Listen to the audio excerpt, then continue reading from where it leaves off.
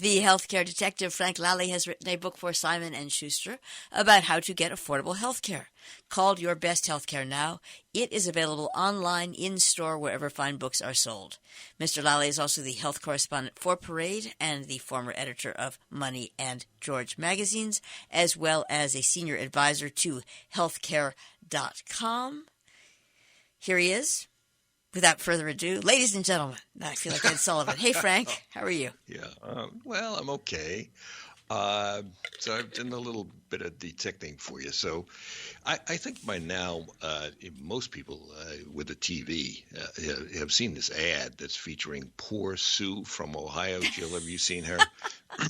Pardon me, yes. She's sitting at her kitchen table, and she's worried that some new federal laws will limit the number of drugs that she actually needs through Medicare to control her type 1 diabetes. So she's in a bit of a spot.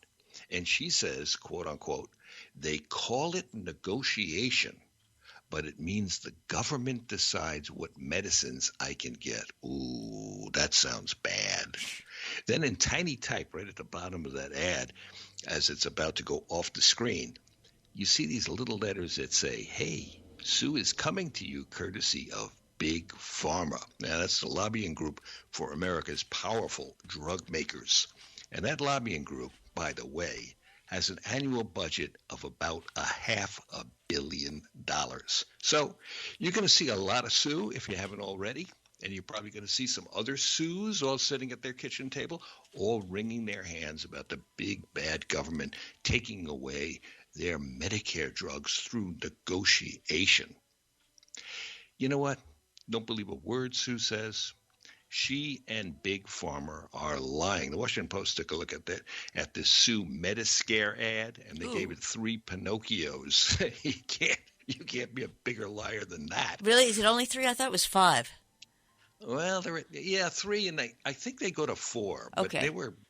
3 is a lot. Well, it's a lot for an ad that is getting, again, I'm not going to digress too much, except to say that these ads all across the boards are diabolical because you are forced to use skills to sort of tease stuff apart that you're not using any other time in your life. So it's really dastardly.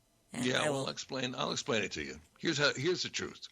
Under the federal law, the Medicare Administration, that's the Centers for Medicare and Medicaid Services, that's CMS, okay? CMS is not allowed to negotiate with drug makers for lower prices, federal law against it.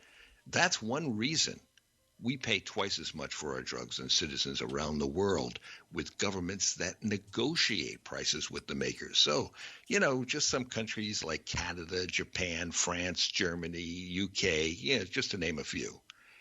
It's also why drug prices here have increased 160% from 2007 to 2018, and they're rising another 5 to 10% this year as drug companies generally price at 1,000 times their cost. 1,000 times their cost.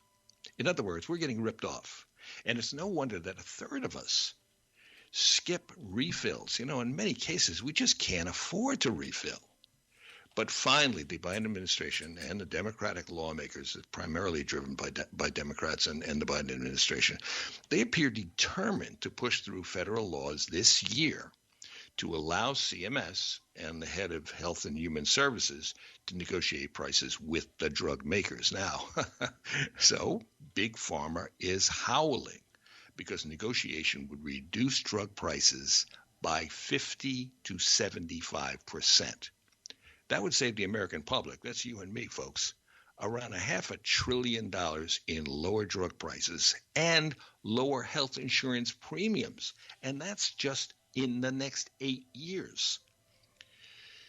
So there's big savings for you. It's lower profits for the drug makers. So Big Pharma is rolling out Sue and her pack of lies. Now, her whopper is that negotiation would somehow limit the drugs Medicare members need to stay healthy. That's a big scare. But the exact opposite is true. Medicare doesn't limit drugs. Essentially, it helps you get every drug approved by the FDA. And there are no provisions in the laws that are being discussed in Washington right now to change that. In short, the government will not create a national drug formulary. That's a limited list of approved drugs. That's a word you need to understand, formulary. So, Jill, have you had any adventures with drug formularies? No, but that would be a Marshall question because you know that I'm the anti-drug. You're the anti-drug. But okay. that being said, I think that, once again, this is incredibly important because if you read between the lines here, it sounds as though there's everything good about being able to not pay these highest, stupidest prices for stuff when there are lower prices to be paid, and to be able to get what you want. I can't see that that's a bad thing. Absolutely. So now here's how our drug is, and by the way, it's a screwed up system. So here's how the drug system works. Private drug insurers, and that includes self-insurers, big corporations that insure their workers, and big drug chains, all the big drug chains, CVS, etc. They negotiate with the drug makers for the best possible prices. So you got all kinds of individual negotiations going on. Depending on the price and the demand for the drugs that are being discussed, the insurers then maintain a list of approved drugs through their own formulary. So there are a whole bunch of thousands and thousands of formularies. The government, through CMS, then helps Medicare members to shop the widest range of choices. The government requires the insurers, all the insurers, to provide at least 2 drugs in each class of ailments. That's anything from antidepressants to whatever else is bothering you. So the federal government doesn't limit drugs. It's the nation's for-profit insurers that do that in their negotiations with the drug makers. So let's take Sue's case, right? I did some detecting for you, Jill. I actually took a look at the range of poor Sue's drug choices to control her type 1 diabetes. What is she facing? Well, her body, she's not well. Her body isn't creating enough insulin to keep her sugar in balance, so she needs her meds. She needs her insulin. But my count, there are 12 major forms of insulin Sue can inject, from long-lasting insulin to quick-acting insulin and everything in between. There are about 12 forms. And guess what? In my search, I actually started to feel sorry for Sue and for the other 34 million people in this country who are suffering from diabetes, because under this current system, there are limits to the choices from the private insurers, and it promotes higher prices. As I see it, Sue likely needs special permission from her private insurer to get 25% of those 12 drugs. Okay? What's more, the prices are crazy. For the leading drugs, 4 of the leading drugs, cost only $25 a month. But long-lasting Livermore, that goes for $275 a month. And get this, rapid-acting Novolog costs more than $150 a month, but as little as $112 through the leading drug discounter, that's GoodRx. So your private insurance actually is charging more than you can get going down to your drugstore and using a drug coupon. So I didn't see the logic of any of these prices. And I have to say this very frankly, the American Diabetes Association didn't help me understand it, nor did the ADA even tell me where it stands on Medicare negotiating for lower insulin prices. I would expect more from the ADA. Fact is, the public overwhelmingly wants government negotiation for drug prices. Nearly 90%, that's 9 out of 10 of us, want government negotiation. That includes 75% of Republicans. But the majority in these polls, and this is the key point, the majority oppose negotiation when they hear that it will lead to fewer choices. So that's why Big Pharma and Sue are spreading that lie. That lie works. Okay? So next time you see is good old Sue up here on your TV or an ad like it, these Medicare ads, just tune her out. And you got to pray that Congress goes ahead with the negotiation laws that they're contemplating. If so, drug companies will only be able to charge a little over what they collect internationally. Okay? And that's going to drive those prices way down. Like I say, down 50 to 75%. And by the way, if the drug makers don't make a deal, they come to the table, can't agree on a price, sorry, then the federal government will hit them with excise taxes. So it's going to cost them a lot to be stubborn. And the laws down in Congress do even more than control these drug prices. That's why you really have to pray that they pass it. Medicare would finally be able to cap our out-of-pocket drug costs. We've talked about this a lot, catastrophic drug costs. Right now there is no limit to the amount that you might have to pay for your drugs. And I've had drugs that cost me, as I've said many times, thousands of dollars a month.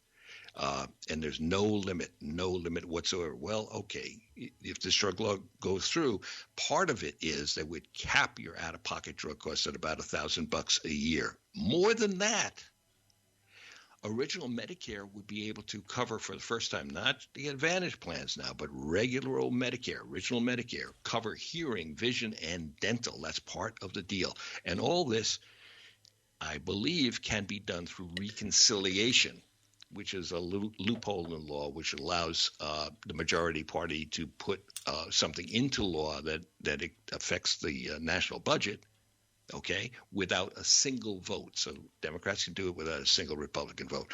So, Jill, that's where I stand on Sue and Big Pharma this morning. It makes me – it really, at my core, upsets me that Big Pharma would be looking for this excuse, a lie, that the negotiating drug prices, which would drive it down and save people all kinds of money, somehow would limit your choices, because that's the thing that turns the American public off, even though that's an absolute falsehood. They know it's not true, and yet they hammer it. Kind of makes you wonder what else they're doing that to, doesn't it? Well, look, it's interesting because at this point, it's sort of the drug companies under the cover of having produced these vaccines to fight COVID. They've got a little bit of a halo around them. But at the same time, if you look more closely, Big Pharma is raising their drug prices by 5 to 10% across the board. They're putting out this phony Sue ad and others like it to scare people. So the drug companies at the end of the day are being pernicious, and they need to be called out on it. And the way we are doing today, and I hope, and the way the Washington Post did with their 3 Pinocchios, and listeners, don't believe it when it's coming from Big Pharma. They are distorting the truth to drive up their profits, and the CEOs make their goals and collect their stock options and get richer at your expense. Thank you, Frank, the healthcare detective and senior advisor to healthcare.com. Send your questions or concerns about finding affordable healthcare to healthcaredetective@robinhoodradio.com. Frank will try to address as many of your questions as he can on future broadcasts. Also, look for his book, Your Best Healthcare Now, available online, in store, and on my desk.